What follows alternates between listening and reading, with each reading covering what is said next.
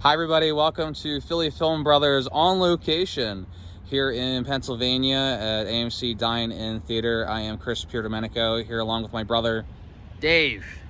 And I'd like to add it's a very cold and bitter location. Yes, and we're here to see the final Star Wars film of the Skywalker saga, Star Wars Rise of Skywalker. Yes, the final Star Wars film. Because we all know that Disney knows how to stop. And we can see the parking lot. It's the 6 o'clock showing. It's the first showing, that's why it's surprisingly empty. Come back at 9, this place will be full. Is that really why it's empty? I don't know. It's because it's the first showing. So because we're here early. We're not that early. We're early enough for reserved seating. It's, you know, if this was 2005 and this was Revenge of the Sith, I feel like we'd have a line outside here, but maybe we don't really have that. Because at that time, they didn't have reserved seating. It was first come, first serve. So you had to get here. But look at this. Look at this. Movie theaters are dying.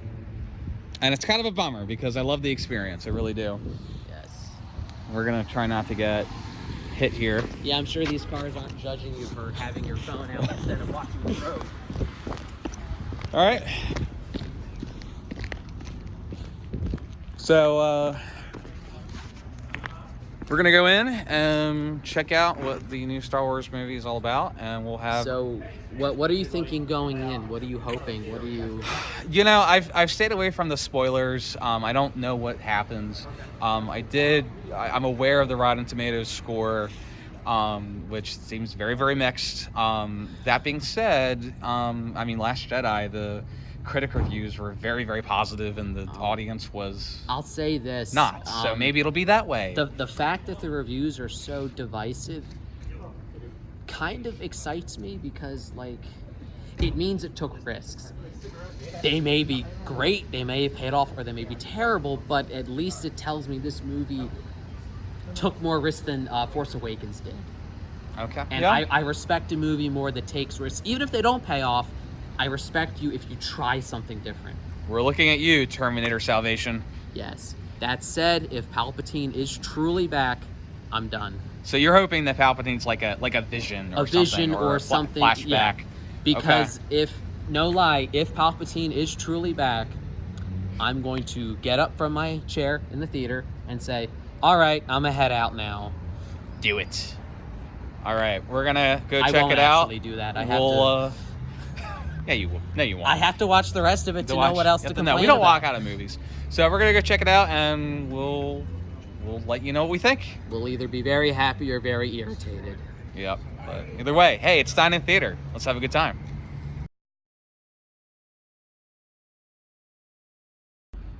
All right, we just walked out of Star Wars, The Rise of Skywalker. We did not walk out during the film. I want to make that very, very clear.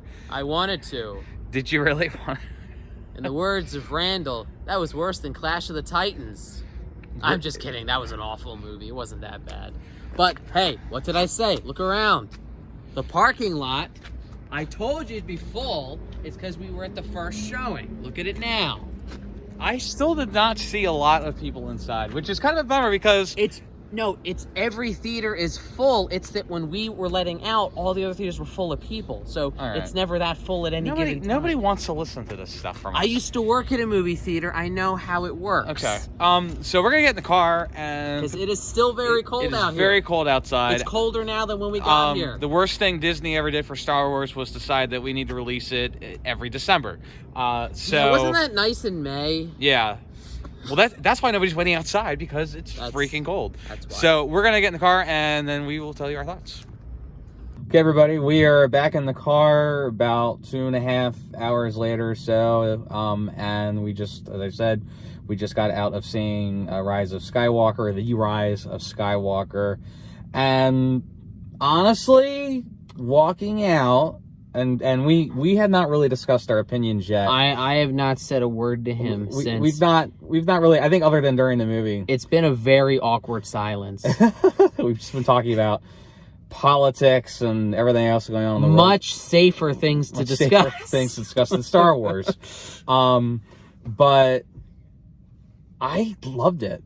I have to say, like, I was... No, I knew you would. I was How really... did I know? I was pleasantly surprised. You are... They do this for people like you. It worked. You are... It worked. They dangle fan service in front of you like a ball of yarn in front of a kitten. And you just take the bait. Okay. I want to be very clear. You know, I did have some issues with the movie. It's not perfect. But I would say that similar to Revenge of the Sith, I think it might be the best installment of the sequel trilogy. I think it could be. You don't think so? It's a very low bar. I will give it credit. I'll put it above Force Awakens because, as I've said before, I respect a movie more that takes chances. Mm-hmm. It took some bold chances. It played some things very safely. But the fact that it took those chances, I respect. Now, it didn't take as many chances as The Last Jedi did. Granted, not all those chances paid off for Last Jedi. I will say that in this one, the chances it took paid off, but the areas where they played it safe were incredibly annoying. Okay. And by the way, this is going to be spoiler, so, you know, if you have not seen it yet, definitely wait to watch this podcast, because I think it's definitely worth it. I think go out to the theater, go see it. You'll have a great time. I mean, I had a great time. I don't know about you, but I really enjoyed it. But so you're saying you felt it played it safe in certain parts. It took risks in other areas. We're talking about one big part. Okay. The elephant in the room. Which I love, and I know you're talking about the return of Emperor Palpatine, the Sith Lord, the Emperor of the Empire. Stop saying Emperor.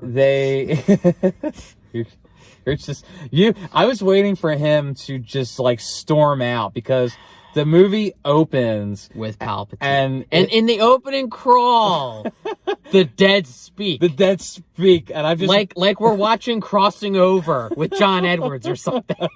I was just thinking of that. I know we have some Kevin Smith fans in the audience, but I was thinking of the Clerks cartoon. They go to the Quicker Stop, and there's the Haunted Mansion parody, and it's like, for you see, I am shopping with you. Right, and then and the guy runs out, and he's like, "The dead live, the dead live." I'm shopping with you. The dead live. So that was kind of silly, but I give it credit, because when I saw the trailer and that they included Palpatine, I'm like, oh man, they're really trying to sell this thing, because they don't think it's going to work. And arguably, maybe that's why they included him. That is why they included him. But at least they get that out of the way quickly. Like, it's just, okay, this is what we're dealing with. Except that they shouldn't have. It would have worked so much better had that been, I don't know, like a Sith Force ghost of Palpatine, or an old recording of Palpatine. But just when you include him, here's what it tells the audience.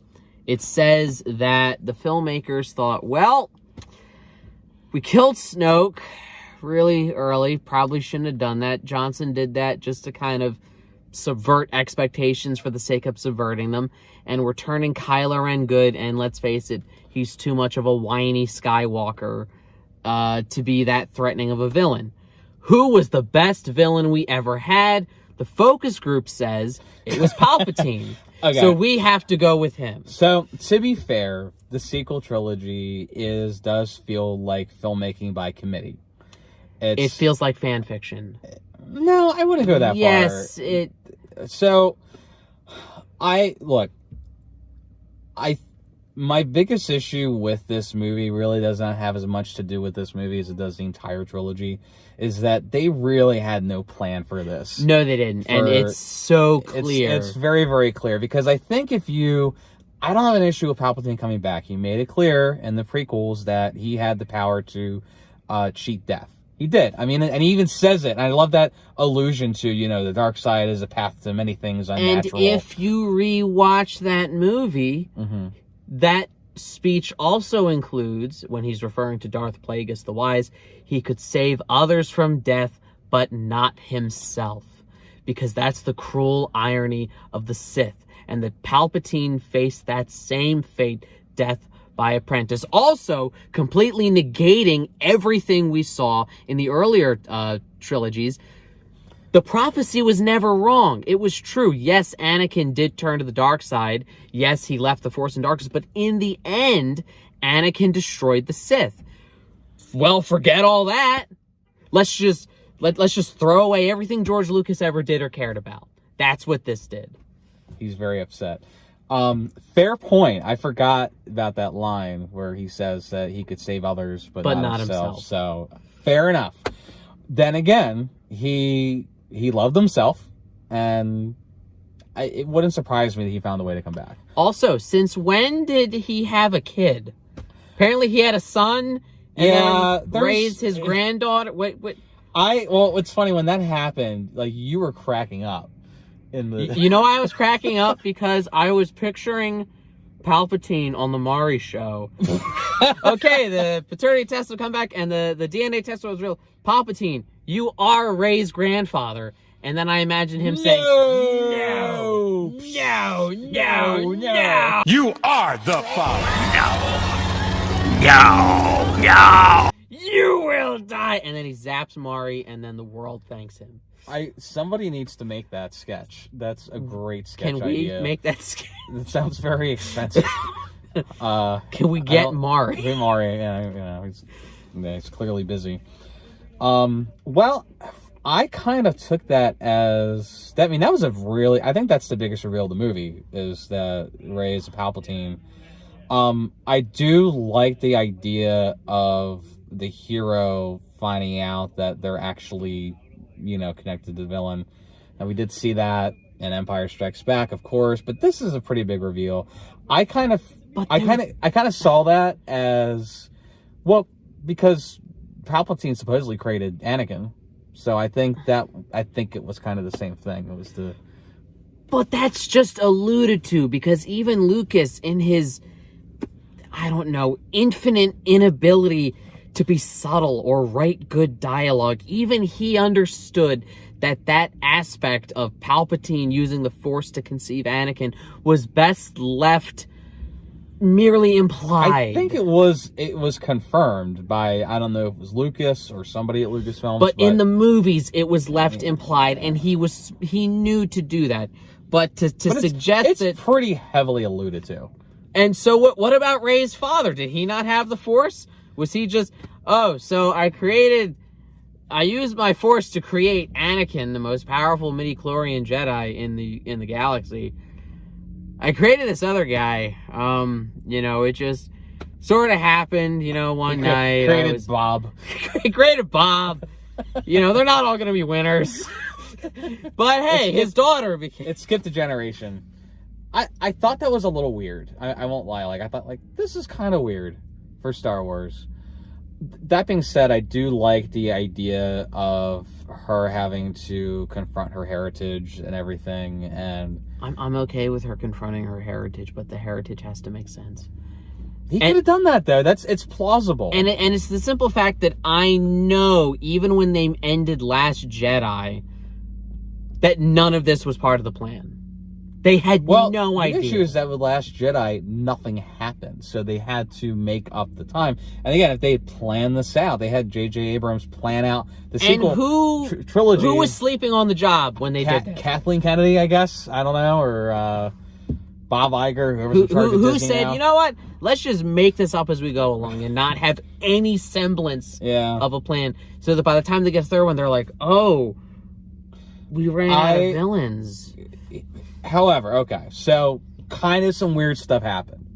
That being said, weird stuff happened in Revenge of the Sith, but it's so campy. It's so... You can tell that Ian McDiarmid is having fun there.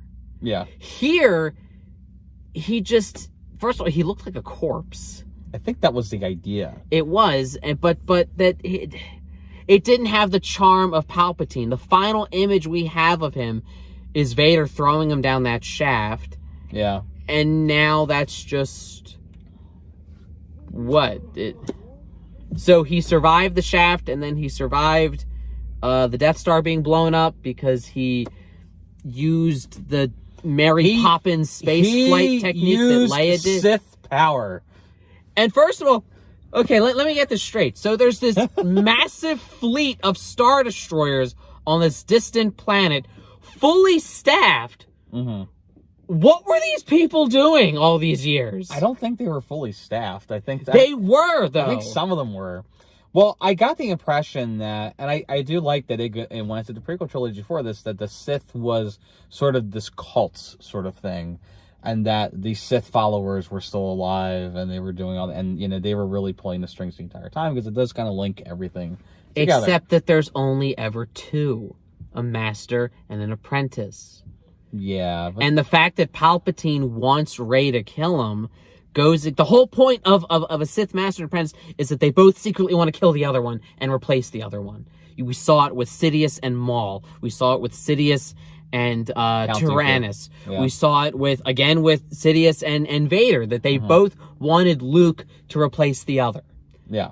But again, all of that is just thrown away because it shows that J.J. Abrams doesn't understand.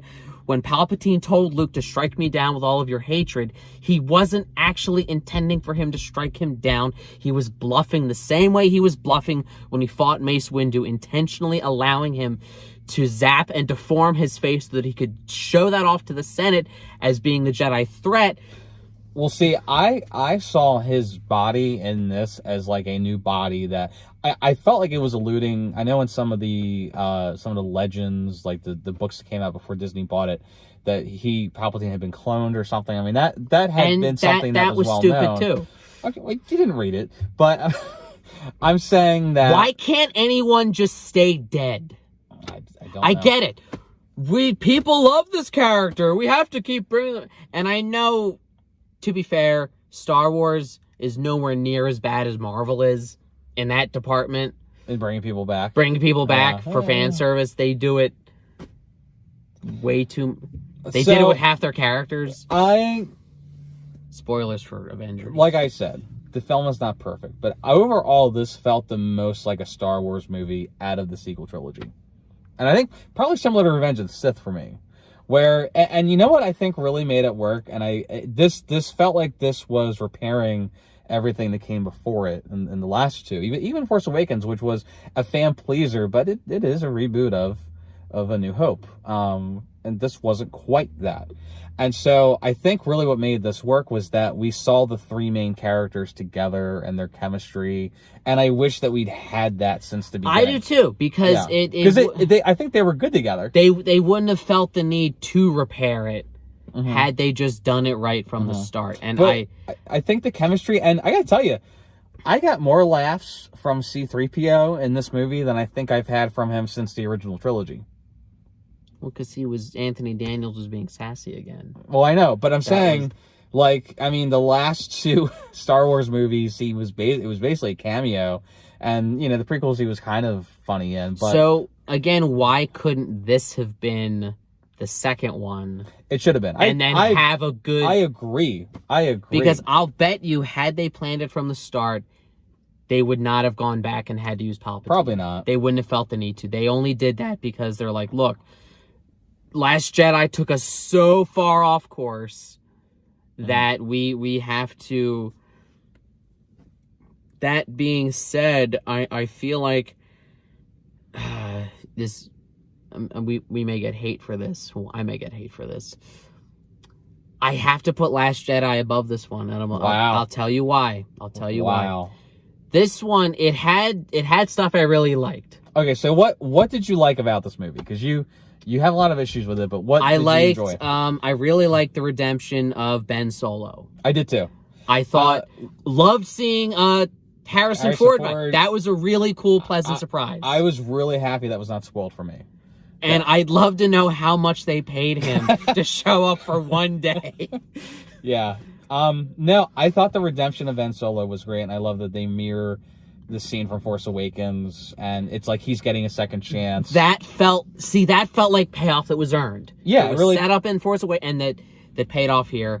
I liked, again, like you said, I agree. I love the chemistry of you're right, we hadn't seen the three of them together ever before.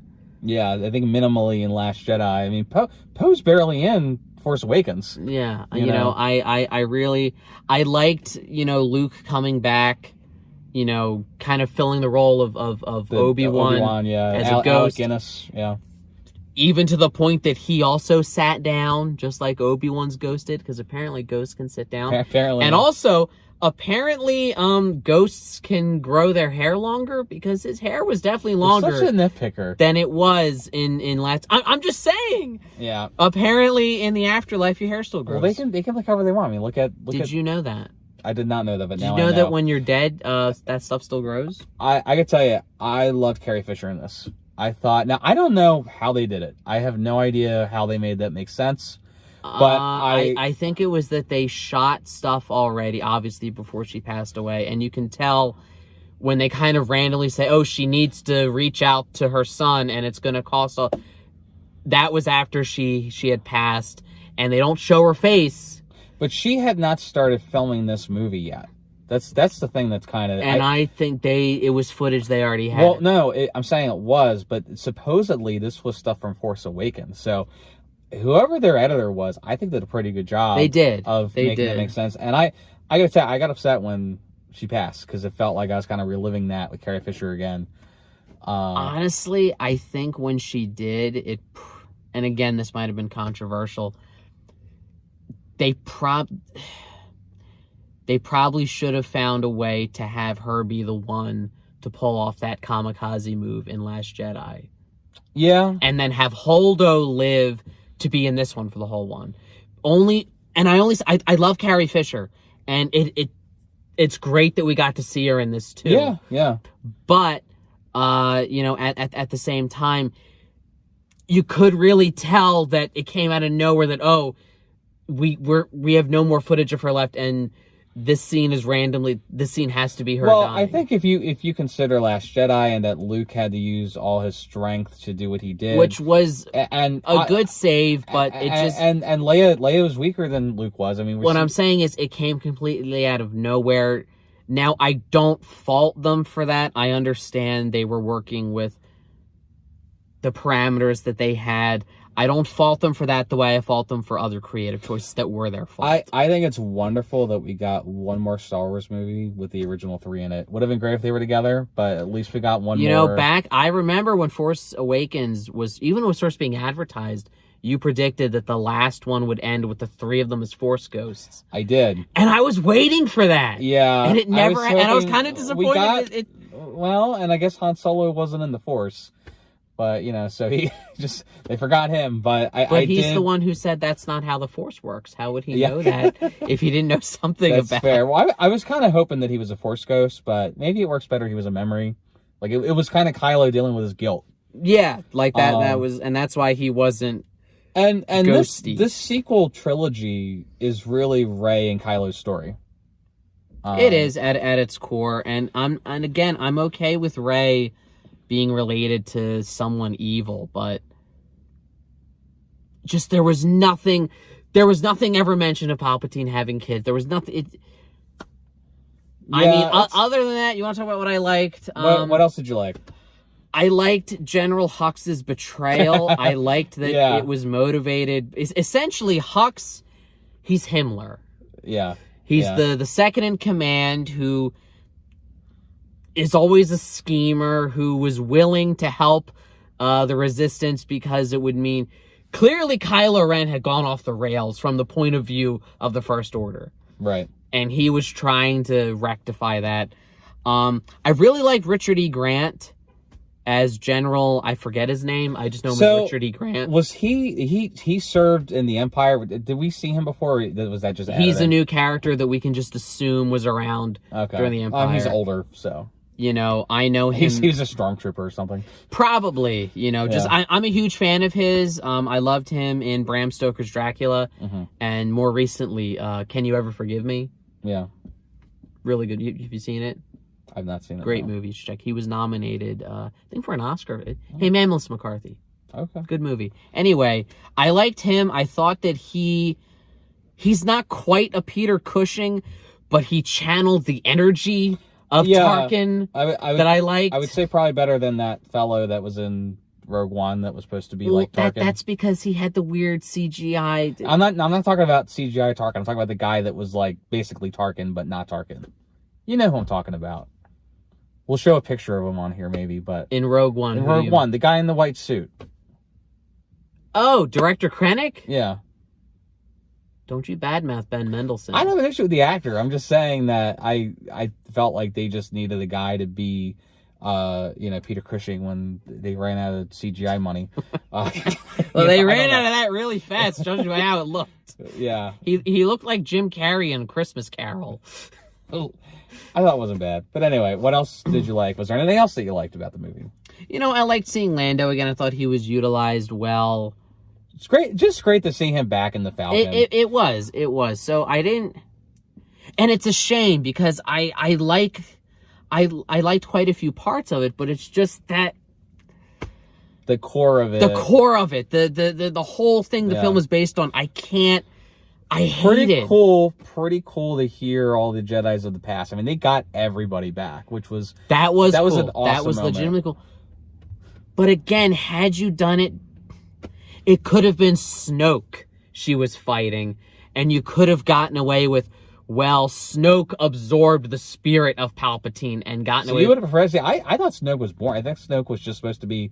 I think Snoke was a fill-in for Palpatine. And they're like, well, screw it. We might as well just get the real Palpatine at this point. And that was their own fault for not doing Snoke right. I agree. For not making him interesting. It would have made more sense. I get it.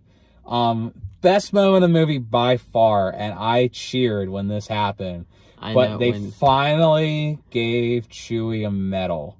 That was, I think... 42 years. 42 years later. Later, he finally I think that might have been the greatest fan service of all time. Yeah, it was done well. Like, it was. Like, because it took me, like, what is this? Like, it's a medal! And How did you not know it was... As soon as it said, Chewie, this is for you, I'm like, it's going to be his medal. So I didn't... When I saw, like, that's a medal, because I remembered back to... Oh... Lights went out. Our car has turned to the dark side. Apparently. I hope my battery's not dead. We don't plan these out. Yeah. Okay. Alright, there we go. So, yeah, this is Philly Film Brothers on the road. That was Palpatine that did that. We randomly brought him back because of fan service or something. He could have been handled better. I agree. I mean, if they were going to do it... And what, he sucked the life force out of him, but they were both still alive? What kind of lame Sith move was that? And I'm not sure how, like, Kylo... I really wanted to see Kylo Ren live, because, like, obviously, okay, he healed Rey. And that took all of his energy. I guess, but I don't know. Like, I kind of wanted them to stick together. The kiss was a little weird, but they've had tension for 3 movies. So you kind of saw. You know what I did like? I really liked the scenes where, and they did it in Last Jedi, but I think it was even better in this one, where they're telecommunicating and they'll take something from the other scene. I thought that was well shot. Yeah, no, that was cool. I thought it was well done. Like I love the lightsaber battle that's in 2 locations at once. I thought that was genuinely cool. So no, it was. So yeah, so I guess final thoughts. Overall, I really enjoyed it. As did I. So you did enjoy it, at least. You could say you enjoyed the movie. I say probably it was the sequel installment I enjoyed the most. Followed slightly by Force Awakens. And I didn't hate Last Jedi, but I felt it was the weaker entry. I would say I wanted to like it, but couldn't. It was not, like, I know Rotten Tomatoes says that it actually has a lower score than Phantom Menace. That's not true. I don't think it's worse than Phantom Menace. I mean, at least they didn't bring back Jar Jar. Well, you know what else they did in Phantom Menace? They brought back Palpatine. Ooh. It was a prequel. It made sense. I just wanted to see you get mad at that. Oh, okay. Yeah, all right.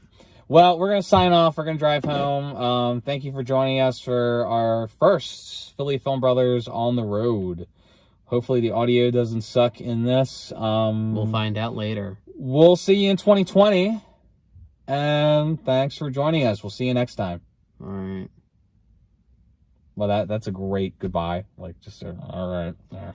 You Well, you know, it was you- as enthusiastic as this was as a finale. You sounded like Harrison Ford. All right.